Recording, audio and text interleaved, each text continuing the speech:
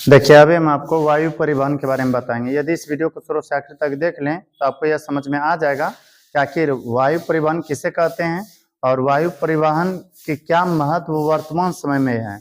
और आपको यह भी बताएंगे कि वायु परिवहन जो उड़ते हैं आखिर कितने फीट की ऊंचाई पर उड़ते हैं और किस मौसम में नहीं उड़ सकते हैं। तो ध्यान दीजिए, वायु परिवहन के बारे में चर्चा करें तो वायु परिवहन की परिभाषा है वह परिवहन जो मनुष्य को हवा के माध्यम से किसी विमान के सहारे एक स्थान से दूसरे स्थान तक पहुंचाया जाए या फिर लाया जाए, अर्थात आयात निर्यात किया जाए, तो उसे हम वायु परिवहन कहते हैं। फिर से सुनिए, जब किसी वस्तु या यात्रियों को वायु के माध्यम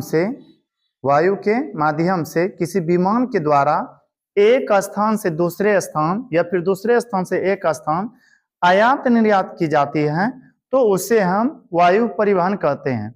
भारत में दिन प्रतिदिन वायु परिवहन बढ़ते ही जा रहे हैं और वायु परिवहन की संख्या बढ़ने का प्रमुख कारण है जनसंख्या वृद्धि होना।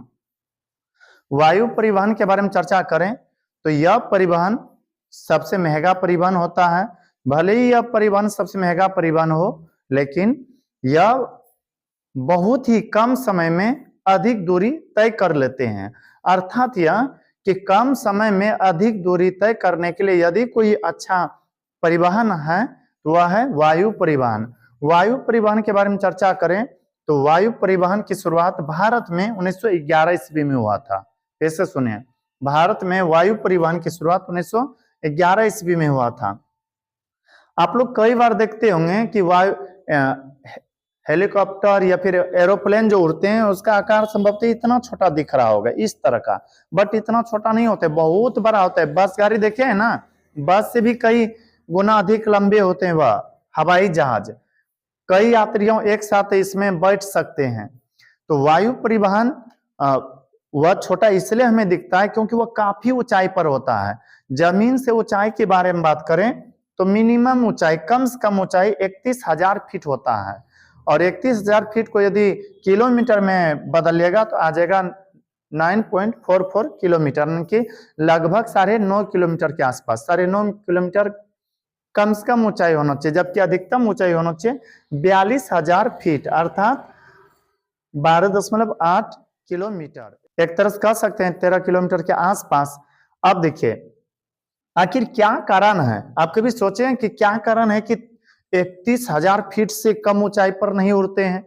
वह इसलिए क्योंकि 31,000 किलोमीटर से कम ऊंचाई पर यदि उड़ने लगे वायु यान या फिर हवाई जहाज तो पता चलेगा कि आंधी तूफान आया और इसको ले दे करके इधर से उधर कर दिया। तो बिजली, वर्षा और आंधी तूफान इत्यादि से बचने के लिए वायु परिवहन या हवाई जहाज को कम से कम 31,000 की फीट पर उड़ाना बहुत जरूरी है और मैक्सिमम आप जा सकते हैं 42,000 की फीट तक। यदि वायु परिवहन के बारे में चर्चा करें तो वायु परिवहन सबसे महंगा परिवहन भले ही है, लेकिन कम समय में अधिक से अधिक दूरी या सफर करा देते हैं और वायु परिवहन को पर्वत, पठार, मैदान या प्रभावित नहीं करता है। अर्थात यह कहीं भी कितनों पानी हो, समुद्री एरिया हो, वायु परिवहन को वह प्रभावित नहीं करते हैं। कितना बड़ा बड़ा पहाड़ हो, वायु परिवहन को वह प्रभावित नहीं करते हैं। और इतना ही नहीं, मैदानी क्षेत्र जहां पर हम लोग चलते हैं यह भी प्रभावित नहीं करते हैं। अर्थात यह पर्वत, पठार, मैदान इसको नहीं रोक सकते हैं। वायु परिवहन के बारे में चर्चा करें तो वायु परिवहन की शुरुआत भारत में 1911 ईस्वी में भले ही हुआ, लेकिन वर्तमान समय में यदि चर्चा करें तो बहुत जगह पर वायु परिवहन की सुविधा दिया गया है और वायु परिवहन के द्वारा कम समय में ही अधिक से अधिक दूरियों सफर की जा सकती है। अभी जो एक दूसरे बीच युद्ध होता है ना, एक दूसरे देशों के बीच युद्ध, उसमें वायु परिवहन का ही मुख्य रूप से उपयोग किया जाता है। जिस देश के पास वायुयान अधिक होते हैं, लड़ाकू बला, वे देश बहुत ही सक्षम माने जाते हैं युद्ध लड़ने के लिए। वायु परिवहन को रात या दिन कुछ भी प्रभावित नहीं करते हैं, वे रात में भी आसानी से चल सकते हैं। जैसे कि मोटरसाइकिल लेकर के जब हम लोग चलते हैं तो वहाँ हेडलाइट का बल्ब जलाना पड़ता है, बट इसमें कोई भी हेडलाइट का बल्ब नहीं जलाना होता है।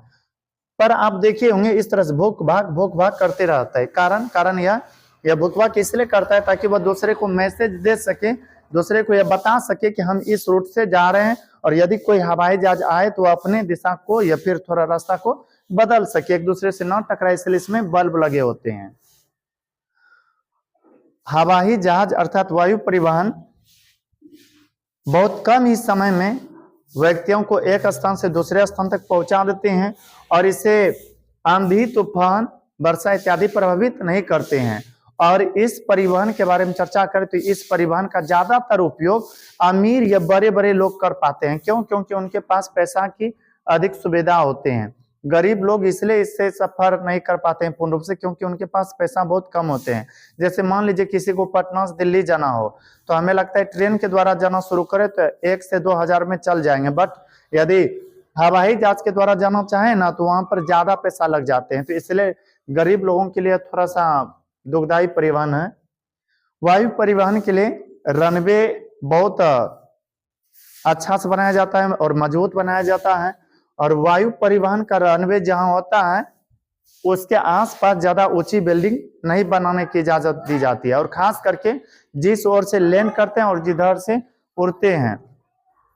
वायु परिवहन के बारे में चर्चा करें तो वायु परिवहन को आंधी, तूफान इत्यादि प्रभावित नहीं करते हैं, क्योंकि हमें पता है आंधी, तूफान यह सब जो आते हैं क्षोभ मंडल में, और क्षोभ मंडल के बाद का जो मंडल है उस मंडल में उड़ता है हवाई जहाज। और हवाई जहाज को आप लोग कई बार देखे होंगे ऊपर में उड़ते हुए, बादल उदल होता है ना उसमें घुस जाता है, उसमें घुसता नहीं बल्कि उसके ऊपर चल रहा होता है। वायु परिवहन रात या दिन में भी आसानी से सफर कर सकते हैं। बस इस वीडियो में इतना ही। यदि यह वीडियो अच्छा लगा हो तो हमारे वीडियो को लाइक करें, और अभी तक यदि हमारे चैनल को सब्सक्राइब नहीं किए हैं तो कर ले, ताकि जो भी इस तरह से वीडियो अपलोड करें वह आप तक आसानी से पहुंच सके। और याद रखिएगा भारत में जो मुख्य रूप से वायु परिवहन के तहत हवाई जहाज उड़ाई जाती है वह एयर इंडिया का होता है। आपसे एक ऑब्जेक्टिव भी पूछा जा सकता है कि एयर इंडिया का संबंध किससे है, तो वायु परिवहन